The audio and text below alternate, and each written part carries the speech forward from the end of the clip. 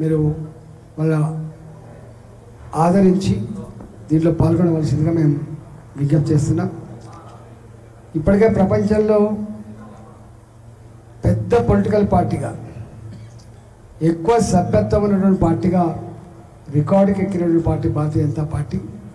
ఒకనాడు జనసంఘగా, ఆ తదుపరి చీకటి రోజుల్ని ఆనాటి భారత ప్రజలు అనుభవించినటువంటి దుఃఖాన్ని దూరం చేయాలని చెప్పి అందరూ ఒకటై ఎమర్జెన్సీలో ఇందిరాగాంధీ వ్యతిరేకంగా గెలిచిన సందర్భం కావచ్చు, మళ్ళీ భారతీయ జనతా పార్టీగా ఆవిర్భవించి 2 సీట్ల నుంచి వెళ్ళి ఇవాళ కంటిన్యూస్గా సంకీర్ణ రాజకీయాలు రాజ్యమేల్చిన సందర్భంలో 3వసారి ప్రధానమంత్రిగా ఇవాళ నరేంద్ర మోడీ గారు అధికారం రావడం జరిగింది. ఇంత పెద్ద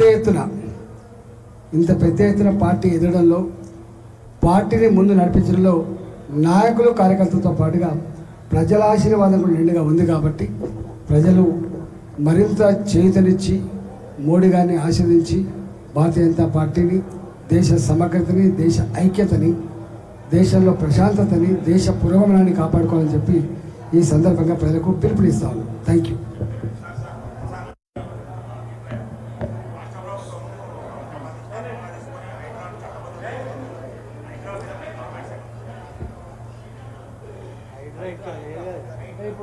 రేవంత్ రెడ్డి గారు హైడ్రా అనేటువంటి పేరు మీద దానికి ఏ చట్టబద్ధత లేదు. వాస్తవంగా ఈ హైడ్రాని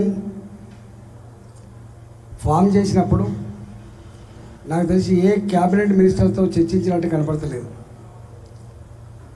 ఒకవేళ ఇది తెలంగాణ శ్రీరామ రక్ష అనుకుంటే, దానికంత గొప్ప బాధ్యత ఉందనుకుంటే శాసనసభలో చర్చించి దానికి చట్టబద్ధత కల్పించి దీన్ని చేయాల్సిన అక్కడ ఉండే.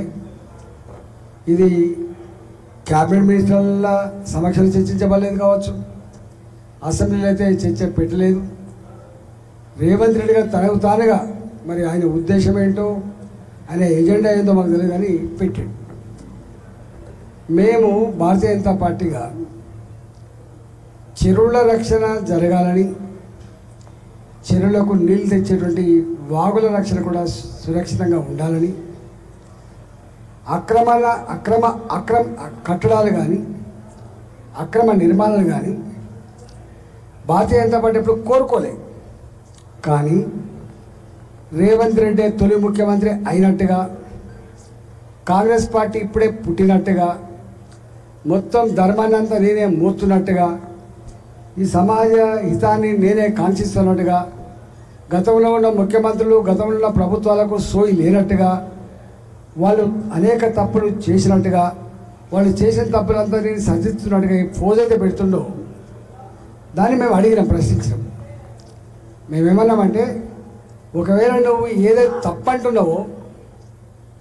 అంటున్నావో ఏ కలెక్టర్లు, ఏ సబ్ రిజిస్ట్రార్లు, ఏ జిహెచ్ఎంసీలు, ఏ మున్సిపాలిటీలు, ఏ గ్రామ పంచాయతీలు, ఏ ముఖ్యమంత్రులు, ఏ ప్రభుత్వం దీనికి పర్మిషన్ ఇచ్చిండ్రు, మొట్టమొదటిగా వాళ్ళు చేసిన తప్పులు మీరు ఒప్పుకోండి, చెప్పలేసుకొని దానంతా సర్దిద్దా అని చెప్పాలి. కానీ ఏకాఏకిన ఆనాడు ప్రభుత్వాలు ఇచ్చినటువంటి అనుమతులు ఉండగా, అన్ని రకాల అనుమతులు ఉండగా, 30 ఏళ్ళుగా 40 ఏళ్ళుగా ట్యాక్సులు కట్టంగా, దానికి ఒక కరెంటు కనెక్షన్, దానికి ఒక నీళ్ళ కనెక్షన్, దానికి ఒక ట్యాక్స్ కట్టే సిస్టమ్ ఉండగా నువ్వు పోయి ఇలా బుల్డోజర్తో కూలగొడతా అంటే, ఇది చట్టబద్ధంగా ఏర్పడ్డ ప్రభుత్వం కాబట్టి, రాజ్యాంగబద్ధంగా సంక్రమించబడినటువంటి పదవి రేవంత్ రెడ్డి కాబట్టి రాజ్యాంగాన్ని ఉల్లంఘించేటువంటి అధికారం లేదని చెప్పి భారతీయ జనతా పార్టీ మొట్టమొదటి చెప్తాం.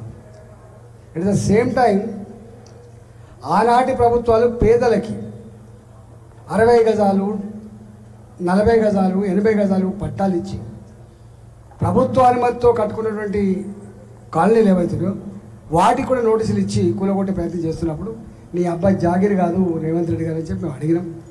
నేను ఒక్కటే అంటున్నా, ఇప్పటికైనా కూడా అయిపోయింది. ఇప్పటికైనా మీకు నిజంగా నిజాయితీ ఉండి దమ్ముంటే చెరువులు కాపాడాలంటే, ఏ చెర్లల్లో అయితే ప్రైవేటు భూములు బాజప్తా పట్టా భూములు ఉన్నాయో ఆ చెరువులు రక్షించబడాలంటే ఎఫ్టీఎల్లో కానీ బఫర్ జోన్లో కానీ ఉన్నటువంటి భూముల్ని బాధ్యత అక్వైర్ చేయి.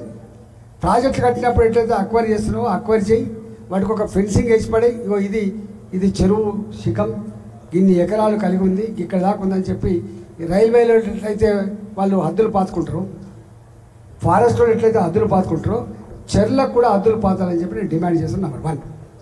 నెంబర్ 2 ఏంటంటే, ఇవాళ భూములకు విలువ లేనప్పుడు వాగులు ఎట్లా పారుతున్నా కూడా పెద్ద పట్టింపు జరగలేదు. మీకు తెలిసి ఒక్కోసారి పాత వాగులు ఉన్నప్పటికీ కూడా కొత్తగా చెరువులకు గంట పడ్డప్పుడు కొత్త వాగులు ఏర్పడతాయి.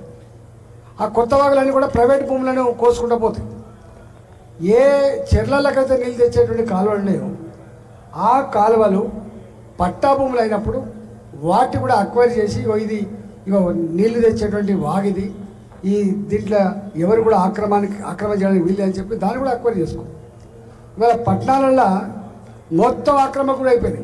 అంటే బాగా పట్టాలి, ఆక్రమణ అంటే దొంగదారిన చేసుకున్నట్టు కాదు. ఇది బాజాప్తా వాళ్ళ పొలాలకు వెళ్ళి వాగులు పోతున్నప్పుడు భూముల ధరలు బాగా పెరిగినప్పుడు ఆ భూములకు వాళ్ళు ఫెన్సింగ్ వేసుకొని అనుకున్నారు. కాబట్టి చెరువులు కాపాడబడాలంటే ఫస్ట్ అక్వైర్ చేయాలి. రెండవది, చెరువులో తెచ్చేటువంటి వాగులు ఆక్రమణ గురి కాకుండా రేపు మునగకుండా ఉండాలంటే వాటి కూడా అక్వైర్ చేసుకొని మనం దాన్ని కాపాడుకోవాలి. ఇప్పుడు ఏవైతే ఆల్రెడీ ఆక్రమణ గురై ఉన్నాయో వాటిని ఏం చేయాలో ఒక అఖిలపక్ష సమావేశమో లేకపోతే నిష్ఠాలతో మీటింగ్ పెట్టుకొని చేయాలి. కానీ ఇప్పుడు కేవలం తన పలుకుబడి కోసం, తన పార్టీలో ఎదురవుతున్నటువంటి సమస్యలను అధిగమించడానికి హీరోయిక్ ఫోర్స్ పెట్టడానికి చేస్తున్న ప్రయత్నం ఇది మంచిది కాదు.